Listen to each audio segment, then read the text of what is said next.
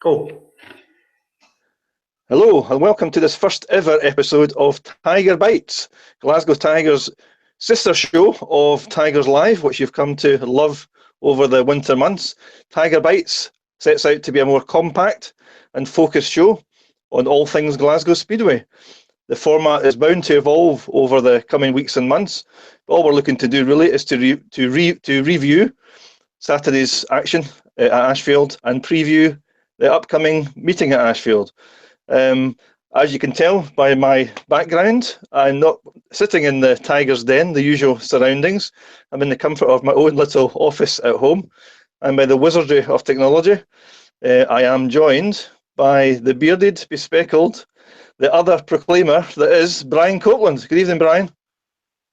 Good evening, Derek. Careful now, because we almost got ourselves into trouble the last time. So I'll try not to insult you this time.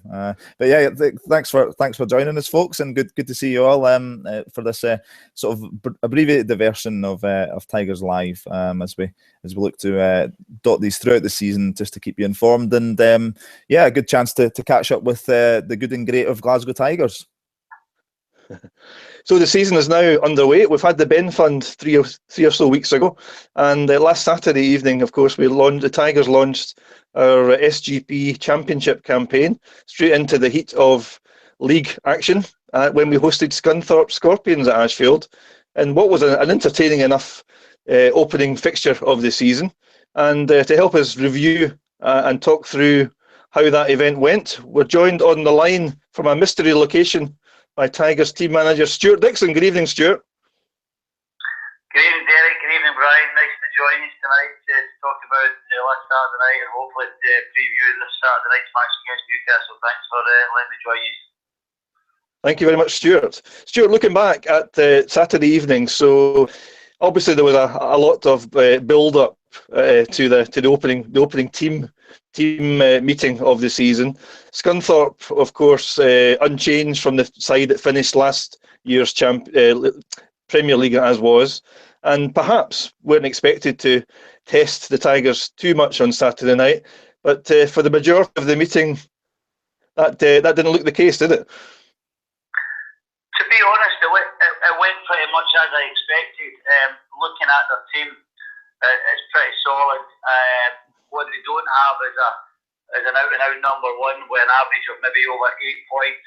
So I always felt that our top three would score very well, and I always felt that we'd hurt them in each 13 and 15 as it turned out to be the case.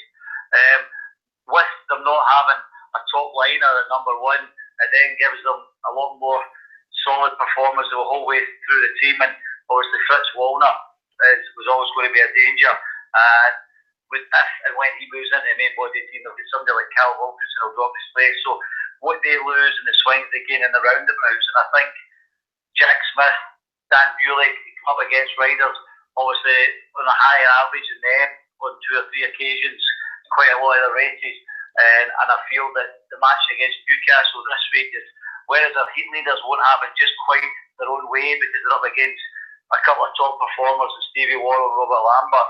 Also, I think that the guys out of reserve and Dan Bewley will be riding against riders who are similar average to themselves or maybe less. So I'll work out slightly different this weekend. Stuart, when you look at the way Scunthorpe performed on Saturday, were you a little bit surprised about how close they ran us? No, because as I have said before, I don't think there's any teams who are really that weak in the championship this year.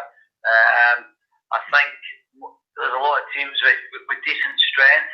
I mean, we still got to remember we still won with 16 points, which is still a big win. But to hit 11, it was too close for comfort.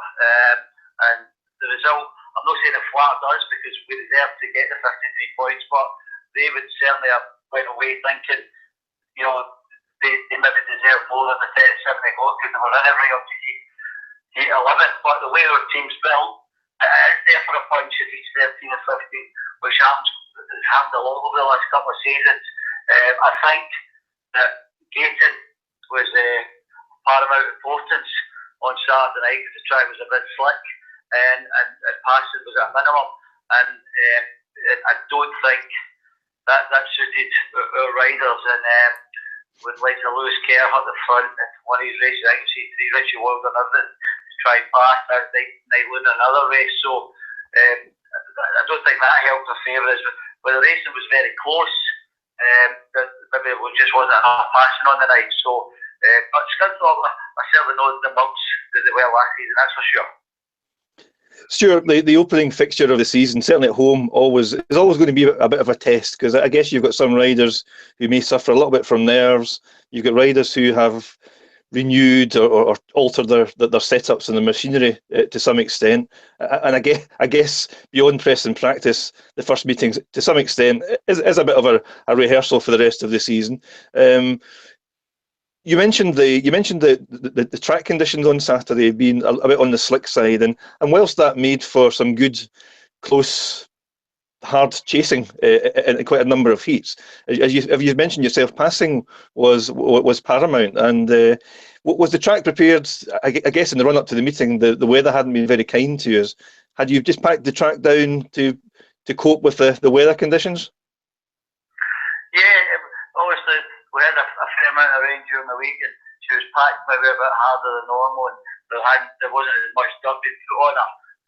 So it's something we obviously maybe have to get a wee look at, maybe put a bit more dirt down for the guys to, as I say, it's about entertainment. But the weather at this time of the year, you will tend to build the track up maybe over the next couple of weeks, but we certainly don't want to go for the chalk to cheese and have it overly grippy, because I know the top three guys, even Night Luna to a certain extent, do like a lot of dirt on the track, but we do have 7 riders in the team, and I'm going to think about what Dan Bewley and Jack Smith would maybe like as well. So we're trying to sort things out. It's also the paying public's point of view as well, and I know there's been a few negative comments on social media regarding the track and the quality of the racing on Saturday night. So it's something we take on board, and hopefully we get it rectified for this Saturday night. Yeah. Stuart, you saw heats 13 and 15. You've already touched on the fact that you went out and we finished the meeting with a bang. You had Aaron Summers and Richard Lawson in both those heats, and what's come a bit of a tradition at Glasgow over the last couple of years. How much of a part did that play during the winter when you looked at bringing those two guys back? The fact that they are so good in those races, and they've done it so many times before, to go out and win as the meeting when they go out in heat 13 or 15. It was just another example of how important they are in those races. Yeah, they are very important.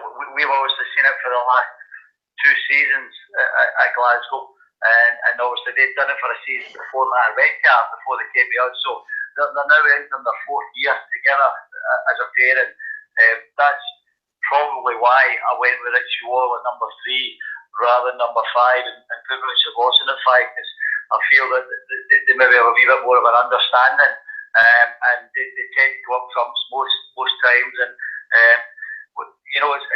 it's very encouraging when you know, certainly on Saturday night when it was very close, and you know you've got them coming out in heat 13, and it could have been Richie Waller.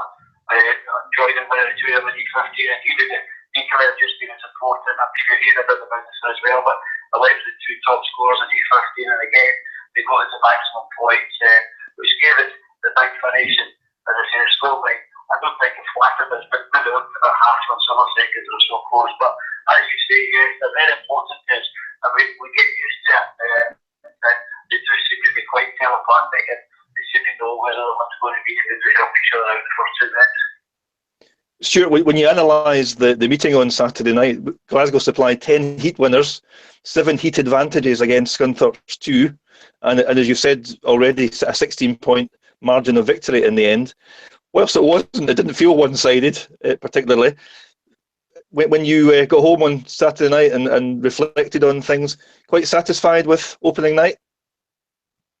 Yeah, I think so. Dan Bewley, I think it was a wee bit opening night nerves for him. You've got to remember he's still only young. He scored 4 points, which is his average. I know he was a little bit disappointed in his performance. I think in heat 1 he maybe got backstage fright because he missed the gate really badly. But we've got to remember he's had a bit of time off for bike, and practice is never the same. I think he mentioned that himself in an interview, I think, with Brian earlier on in the week. So, we did mention it wasn't just a wee bit of talking about a chat, that he will need a bit of time, as the same as well that Jack Smith will as well. I mean, Jack, I think it was he just got a single point, 1+1, but we know he's got a long path ahead of him, and he's patient. He knows, and I don't think they can be too disappointed with their performances. I analysed it, I looked at it, I got what I expected from the top three. Night Luna with a bit more material on the track, I think would have scored another couple of points. And Tom Perry was quite a frustrated rider in the pits, because he was trying everything and couldn't pass people. But at the end of the meeting, I mean, he got us the 5-1 in Heat 12, and he got us a 4-2 in Night Luna in Heat 14, and he was certainly a lot chippier, and that was pleasing as well. So I think all in all, it was pretty decent, but we are under no illusions that this Saturday night will be a lot tougher with Newcastle in town, that's for sure. You took Stewart. Just before we turn to the... Sorry, Brian, after you. On you go.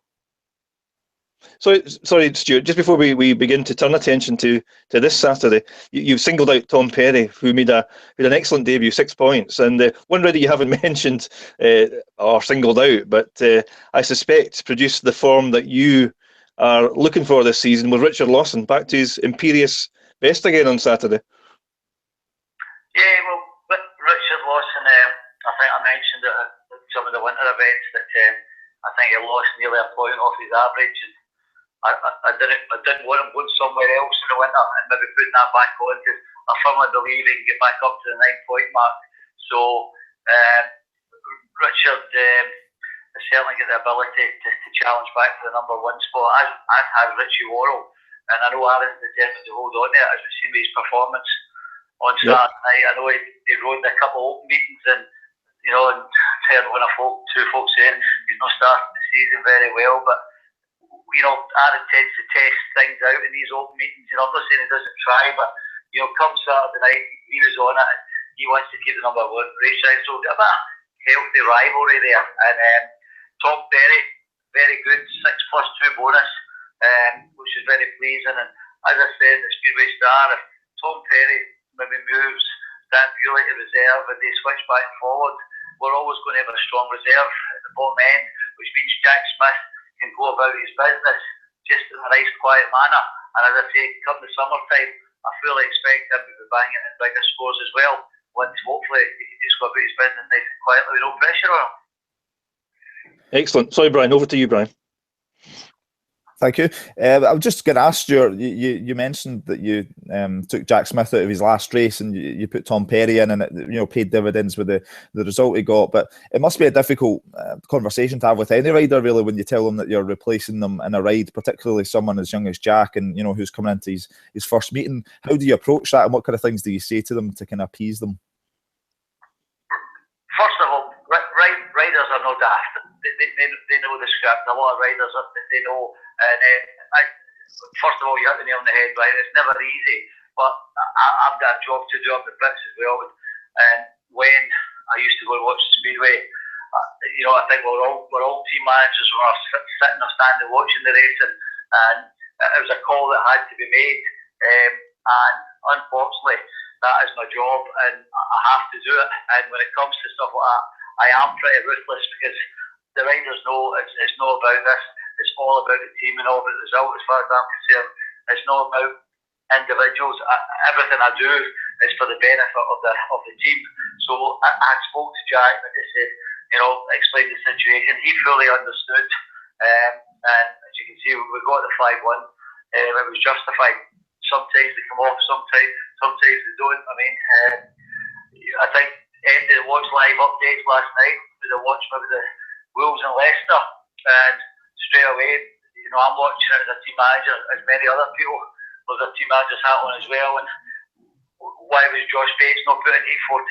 I'm not going to go another team manager, but I've got a job to do, and I'm sure the Leicester fans last night would have picked up on that. And if I hadn't put Tom Perry in Heat 12, I'm sure the Glasgow fans would have picked up on why I hadn't done that. So you've got a job to do. That's why I'm there. but it's all about explaining it the proper way to the rider to make sure they understand. But Jack fully understands. He knows what Speedway is all about. His dad Andy have rode for years and years, and they know how it works. Yeah. Stuart, just before we leave last Saturday and look forward to this Saturday, any feedback from the riders around the floodlighting at Ashfield? Yeah, I think they're all impressed. The riders don't tend to maybe say anything if everything's perfect. There was no moans or anything about that floodlight. I know that Ryan McDonald, his dad had said that Brian had said they were fantastic. He was obviously out later when it obviously got darker, but there was no complaints. I mentioned it to one or two of them. Got the thumbs up. They seemed extremely happy. So all in all, no, I certainly think when it got darker as the night went on, it's quite a spectacle to watch. So definitely, I mean, as much as we look forward to the summer nights coming in, I hope we're very much part of the playoffs at the end of the season when the dark nights come back in again and the floodlights will be full use. Absolutely, thank you, Stuart. Listen, if Scunthorpe gave us a stern test on last Saturday night, let's look forward to the size of the test against Newcastle this Saturday. So the Diamonds have ridden 3 team meetings this season and they're unbeaten. A draw at Berwick, and then they beat Berwick in the return leg of the Tyne Tees Trophy. And of course, the Newcastle had a home win by 8 points over Workington on Sunday night in the Knockout Cup.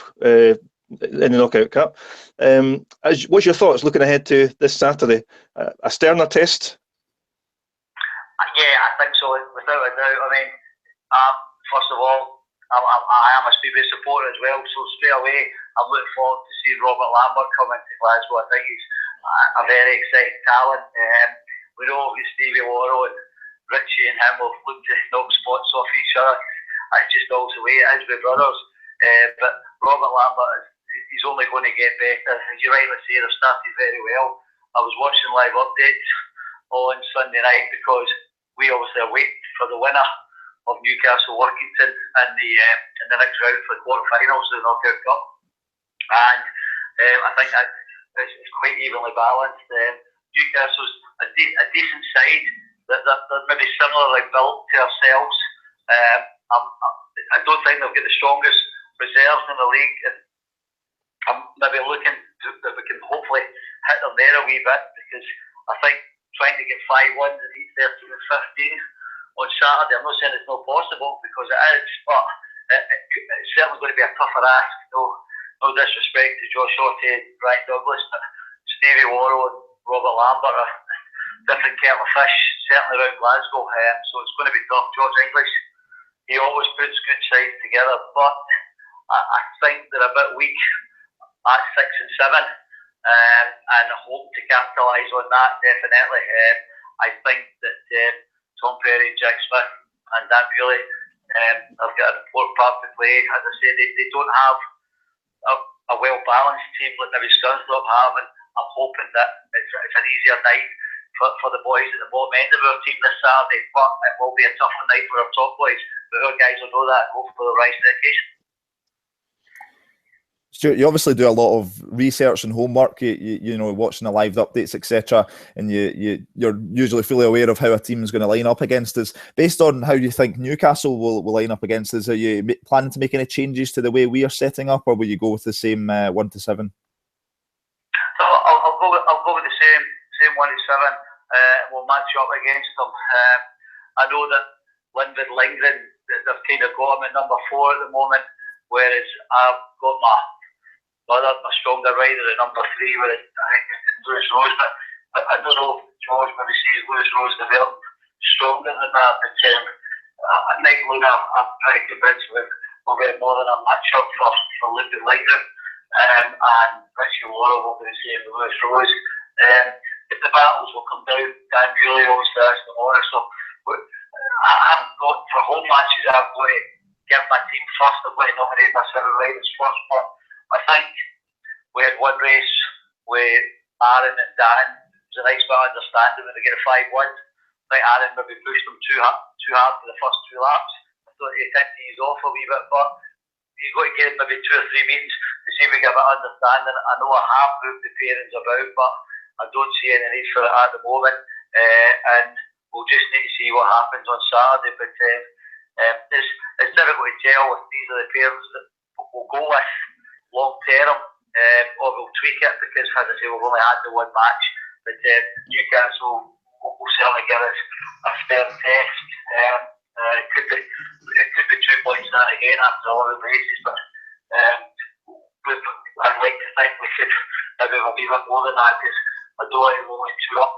As I say, when you get Lambert and Steve Orwell about, he's 13 and probably 15 as well, so expecting a tougher match, but our boys can still get better as well. I think Richie Orwell was disappointed he dropped a couple of points, and I think Mike Luna and Bewley and Tom Perry and Jack Smith have all got more to come as well, so we can get better as well, as much as I suppose Newcastle can, but it's really all about us on Saturday night. It's what we do, and 3 points is a must, definitely. Stuart, the Diamonds top end is very familiar to us, and it's more or less the same top end that we faced when we lowered their colours in the Knockout Cup final 6 months or so ago, granted. Is it possible Newcastle have the advantage of us, literally in terms of match fitness? They've got more meetings under their belts than their own lads. Could that be a factor on Saturday night? No, I'm not sure. No, I don't think so, because I think we'll get Dan Bewley and we'll get Jack Smith both racing Wednesday, Thursday and Friday this week, and so they should certainly sharpen up to come Saturday. I think Richard Lawson's racing on Thursday at Redcar. Tom Perry's got a match on Wednesday for Cradley, so I don't buy that. I think we should be okay. We'll be fine. No, we've had a practice, we've had a match. I know our top 3 would love to be riding in the Premiership. It's just a shame that they're not. But they've had a couple of individual bookings here and there. I know Richie Worrell was out in Poland all last week, and he's done a deal with a Polish club in the 3rd tier to race out with, obviously only when Glasgow fixtures allow. So that'll keep him busy, and he was out there. So I think he's a fair bit of practice. As I say, Aaron, some individuals. Richard's got a meeting on Thursday, and the other boys will get some meetings. So I think Mike Luna's maybe the one that's just missed out a bit of that practice. But no, that doesn't concern me. I know they've had 3 matches, but we've had matches here there. Maybe not so much as a team we haven't had, but it doesn't concern me. Once we get together on Saturday night, we'll have a talk. But the riders know we know that Newcastle are one of the better teams. That's no disrespect to Scunthorpe, so we'll be right up for it come Saturday night. I looked at the weather forecast, one week's weather forecast is good. I expect a big crowd. I know Newcastle will travel well, and I look for everybody to get out behind us and get right behind us this Saturday. It's a biggie, and it will be close, but I expect us to win. Hopefully we can get over the line and get the 3 points. I think any sort of win on Saturday night. I don't like any team to come and take anything from Glasgow, but this early on in the season, as long as we get the win, I'll be quite happy. And it should be fascinating. I mean, you look at Heat 13 on paper, it looks tremendous. But that's what it's all about. That's what people are paying the money for. So hopefully, it should be a great occasion. And good stuff, thanks, Stuart. And Stuart, on Sunday we head to Scunthorpe for our first away meeting of the season. Peterborough went there on Sunday and won, perhaps a little bit of a shocked result. Does that give you some encouragement that we can go there and do the same? Well, I watched it. I watched it on live updates again, and I noticed that Fritz Wallner, who I mentioned earlier in the interview, I think he fell 3 times. I guarantee that won't happen this Sunday against us, that's for sure. So sometimes it's going to place me the right time. We don't have a great record there for some reason. I think we'll win once there, which I think was in 2015. I think David Howe was in the team. I think was the last say. I think we've only won once there anyway. 2015. We've never been great there. We need to try and put that right. I know last year we were there the day after Cardiff, and we we go there again. But obviously they've been stung by losing at home, which no team wants to do so early on in the season. So they'll be even more determined to make sure they don't slip up again. But we'll certainly be going there to get as much as we can. I did say earlier on that 3 points on Saturday night, and if we can take something on Sunday, I don't think it'll have been a bad weekend. But I know that it's quite strange that Jack Smith has probably done more laps round Scunthorpe than he has round Glasgow. So I know he's looking forward to that. Really, there's certainly a few matches there over the winter in the amateur series. So I know Tom Perry likes to play. So I think we'll certainly get a chance.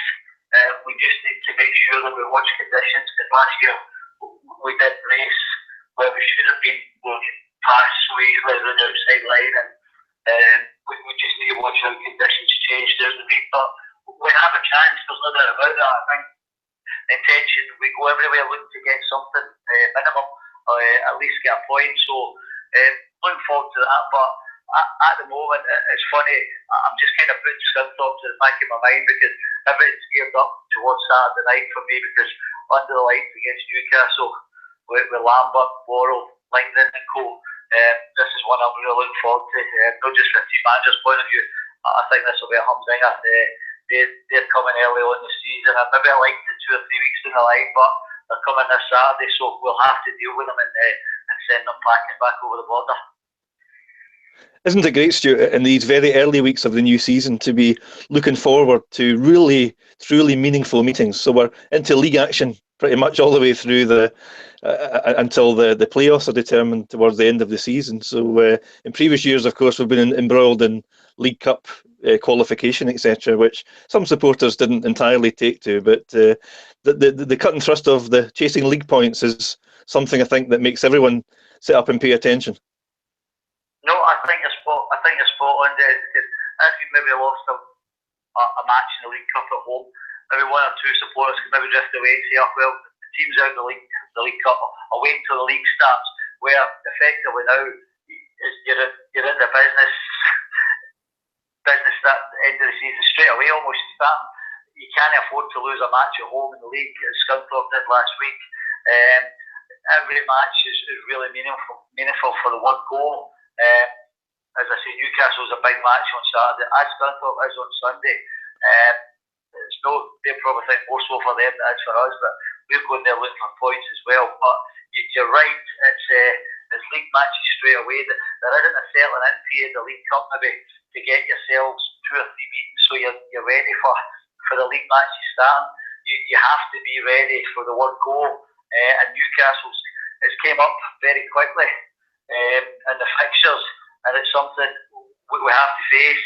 The following week, there's Berwick coming, there's Workington coming, Edinburgh, so they're all coming in, and you touched on earlier, there is no easy touches, so I don't think it matters what way the fixtures come out, there's tough fixtures the whole way along, and they'll be looking at that when we go to their places as well. But I think that's what we want to see. We don't want to see 71-19s and 65-25s that we were getting last season. We want closer meets, but you're right to say league meets right at the start of the season. There is no room for slip-ups. We need to be on it for the one goal, and hopefully we can carry on for last Saturday night's performance and get another 3 points this Saturday. Yeah. Well, hopefully it's another thriller this Saturday, Stuart. But time's marching on with us, so I think we can probably leave it there, and hopefully look forward to another exciting Saturday night. Derek. Yeah, thanks, Brian. Just before we do go, just a reminder to supporters, there's a bonus on Saturday night, because the Ashfield Giants return to track action at Ashfield after the Glasgow-Newcastle League meeting on Saturday night, and the Ashfield Giants in Northern Junior League action against the Newcastle Gems. That's a 6-heat format straight after the main meeting on Saturday night, and lots of speedway action for supporters to take in on Saturday. Yeah, definitely. 21 races, so fantastic nice entertainment. So hopefully everybody can bring somebody along, maybe not being it's a good night to come along. Newcastle's a big opposition, plus 6 extra heats as well. Yeah. Stewart, thank you very much for joining Brian and I for this first ever Tigers Bite, a shorter format than the Tigers Live equivalent, and hopefully all you supporters out there have enjoyed tuning in and hearing Stewart's thoughts on all things Glasgow Speedway in this early week of April. Thank you for joining. Look forward to your company at Ashfield this Saturday night, 7 o'clock. Takes up Glasgow Tigers versus Newcastle Diamonds. Thank you. Good night. Yeah. Bye-bye. Good night.